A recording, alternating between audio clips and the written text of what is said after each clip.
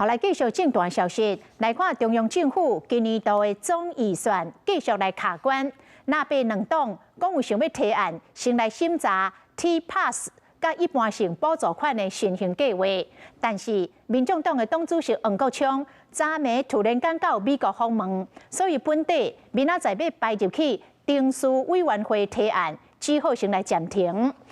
另外针对着 TPASS 的经费，恐惊会掉顶。这台北、新北、桃园甲基隆早起嘛开会来讨论对策。摕 TPASS 进入捷运站，这是真侪学生甲通勤族逐工的日常。不过今年度中央政府的总预算继续卡掉咧，中央补助地方的 TPASS 经费恐惊会长，福家、北北桃正做服务的重灾区。那是交通局长今日在补强相对策，南洋的地方首长佫较是出来发声。那我们会用相对的方式来支援。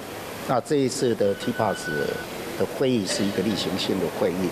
那我们一定不会让市民的权益受到一个影响，全力来让服务持续下去。但最重要，也就是在中央政府总预算里面，我们希望行政院应该要好好的跟立法院沟通。